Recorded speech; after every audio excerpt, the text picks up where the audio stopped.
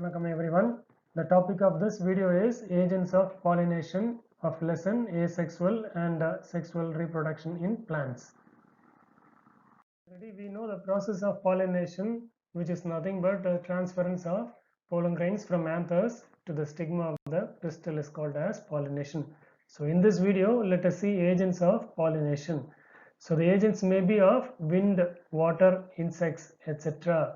So they can be broadly divided into two types, namely abiotic agents and biotic agents. Abiotic agents in the sense the thing which doesn't have life, and biotic in the sense the thing which has life. So broadly they are divided into abiotic factor and biotic factor. So probably the later type or the second type is followed by majority of the plants. So here pollination agents can be broadly divided into abiotic factor and biotic factor.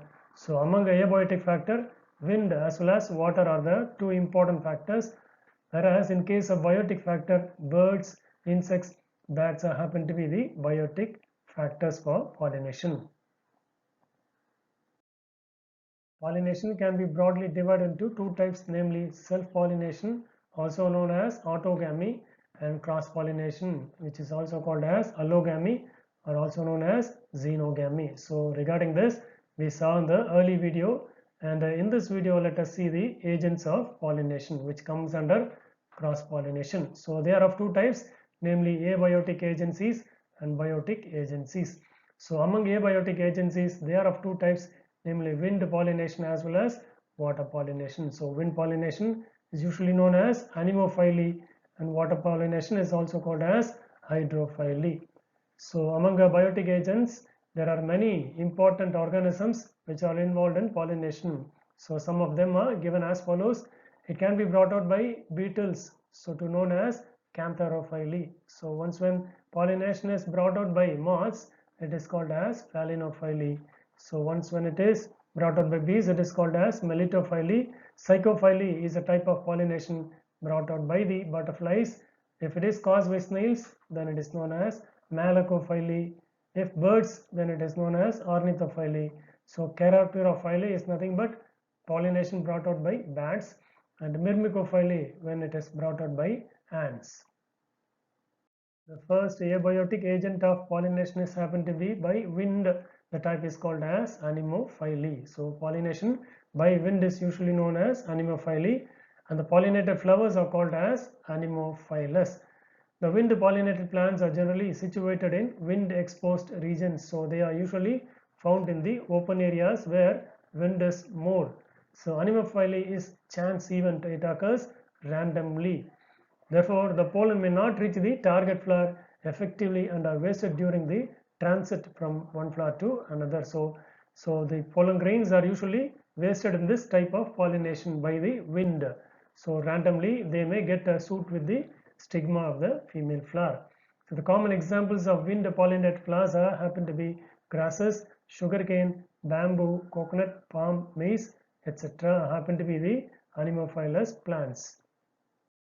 Anemophilous plants have certain important characteristic features as follows. So the flowers are produced in pendulous form. So usually the flowers are in pendulum like, and mostly they have a type of inflorescence as follows, namely catkin like or spike type of inflorescence. So in this picture the inflorescence catkin is shown, or even it may be also known as a spike type of inflorescence, and this is happen to be the central axis or the inflorescence axis. This gets much elongated, thereby the flowers are very much elongated beyond the leaf level. So the axis of the inflorescence elongates so that the flowers are brought well above the leaf levels.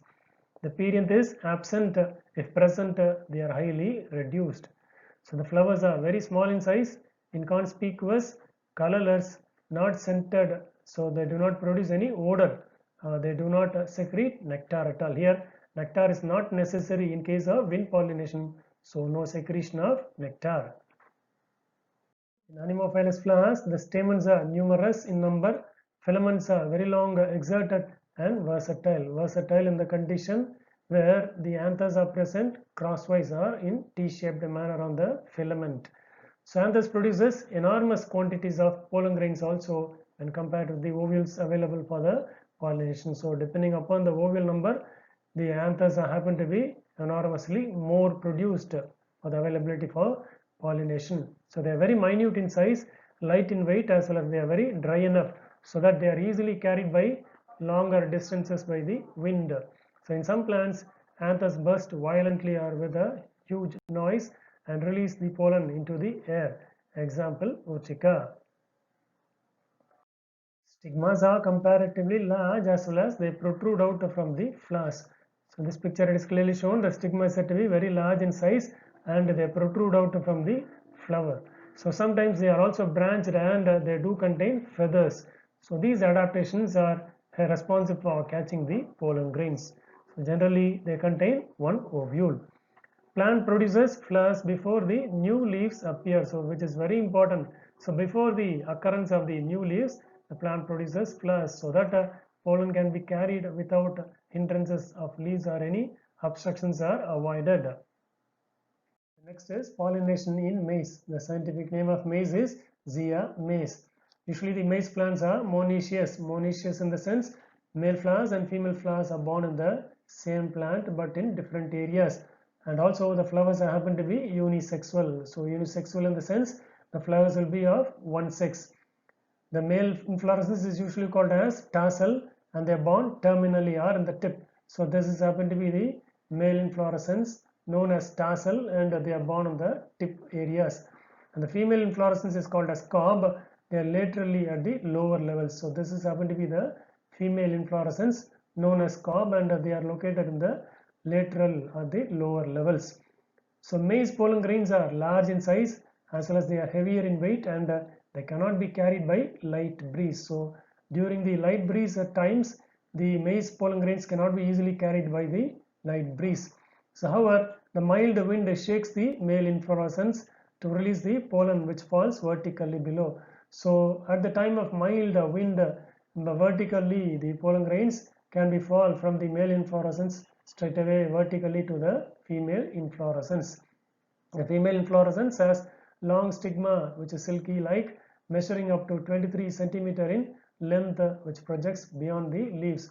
So the female inflorescence have the stigma which is having also silky appearance, also measures about 23 centimeters. This protrudes away from the leaf and the pollen drops from the tassel is caught by the stigma. So suppose if the pollen drops from the tassel which is caught by the cobs.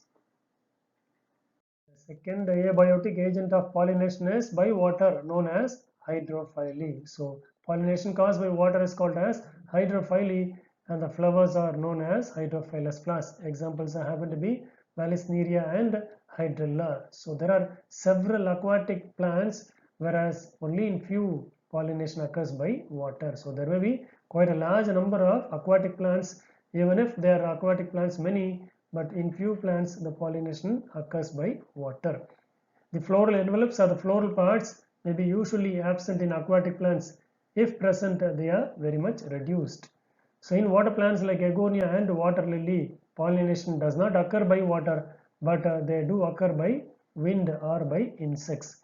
So there are two types of hydrophily, namely epihydrophily and hypohydrophily. Epihydrophily in the sense pollination occurring on the surface of the water. Hypohydrophily in the nature, pollination occurring inside the water. In most of hydrophilous flowers, the pollen grains possesses mucilage covering. So this is very important. So because of the mucilage covering on the pollen grains cannot get any wet condition. So that the pollen grains are usually dry enough. The first type of hydrophily is epihydrophily. So pollination occur at the water level is called as epihydrophily. Examples Vallisneria spiralis and Elodia. So let us see pollination case of Vallisneria. So it is a dioecious plant. So the male plants and the female plants are found separately. So hence it is called as dioecious plant.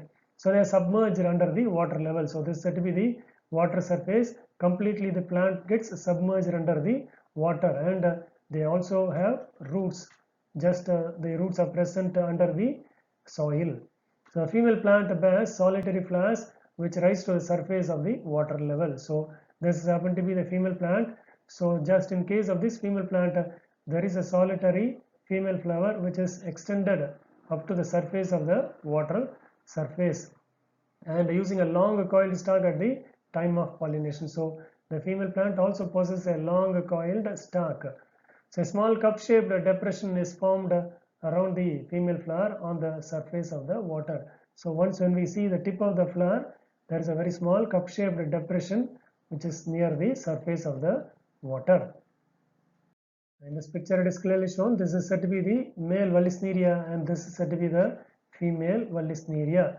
So the male plant produces the flowers which gets detached from them and just they come and occupy the surface of the water. So through the water current the male flowers are carried and randomly once when they come in contact with the female flowers stigma they just get pollinated so that pollination gets achieved.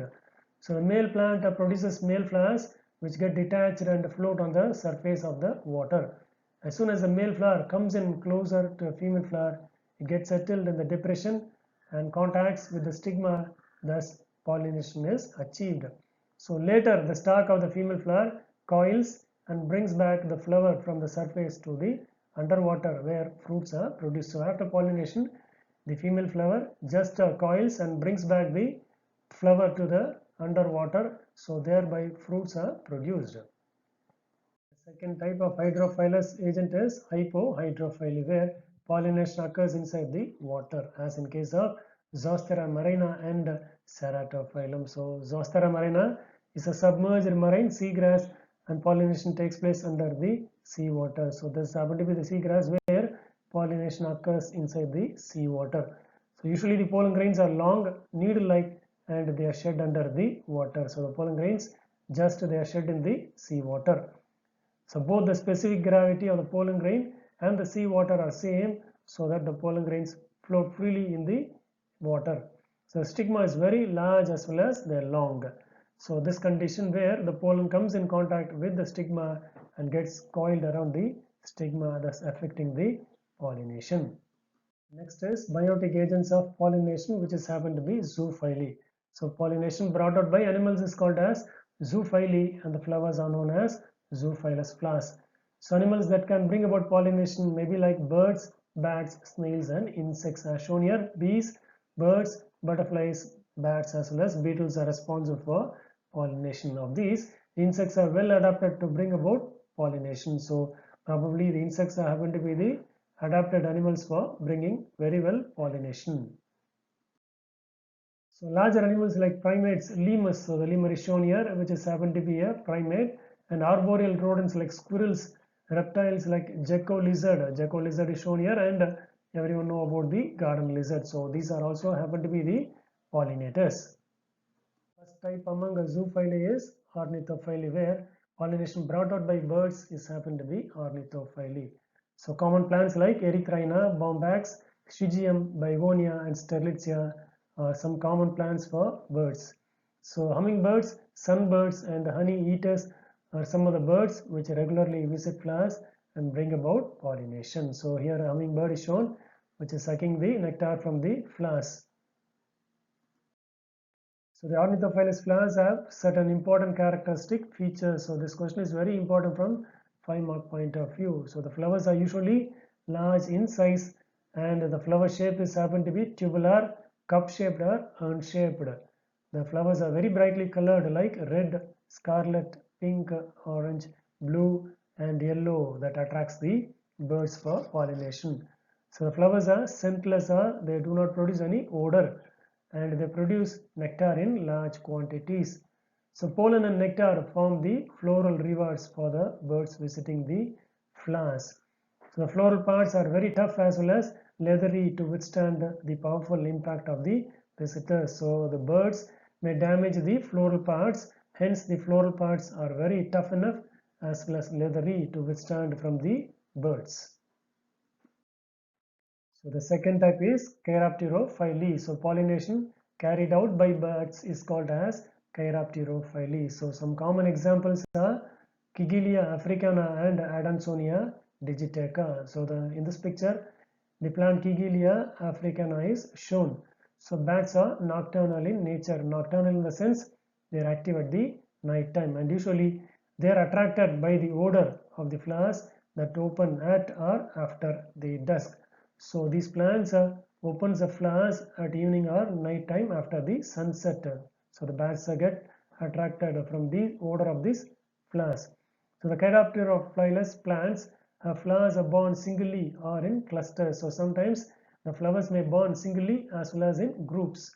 So that their leaves, branches either on the long peduncles or on the trunk or the branches. So the flowers may be found in any part of the plant, like from the leaves, branches, either on the long peduncles or on the trunk or the branches. The flowers produces large quantities of nectar, so which attracts the bats. In Adansonia digitate. So in this plant, the ball of stamens and the stigma project beyond the floral envelope. So the stigma as well as the stamens project out from the floral parts. So the bat holds the flower completely by clasping the stamen ball to its breast, while taking the nectar to its breast becomes laden with numerous pollen grains, some of which get deposited on the stigma of the flower when it visits the next flower.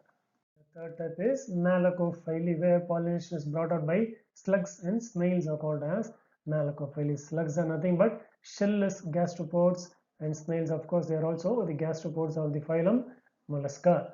So some plants like Aeraceae family are pollinated by the snails.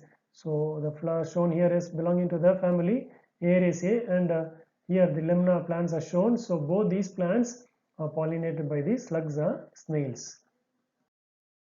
So next is entomophily. So pollination brought out by the insects is called as entomophily, and pollination brought by ant is called as myrmecophily. So insects that are well adapted to bring pollination are bees, moths, butterflies, flies, wasps as well as beetles.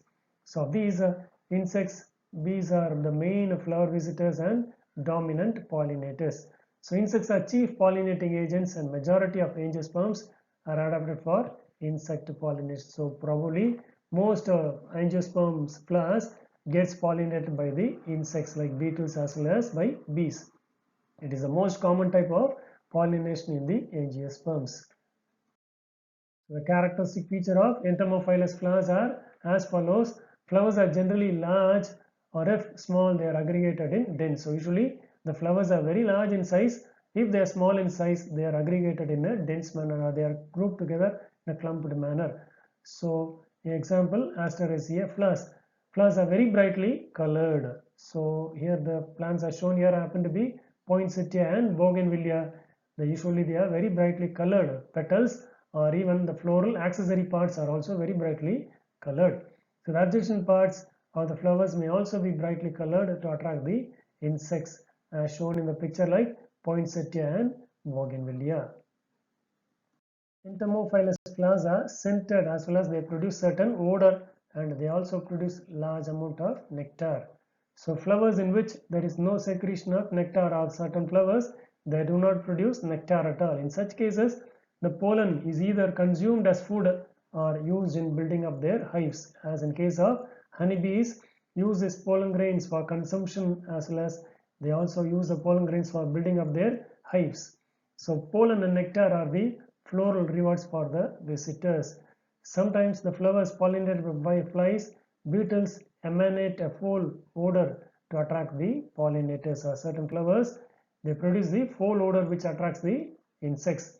In some flowers, juicy cells are present which are pierced, and the contents are sucked by the insects. So certain insects insert their proboscis as well as to absorb the juicy cells produced from the flowers. So with this, the topic is getting over, and regarding the other topics we'll see in the next videos. Thank you.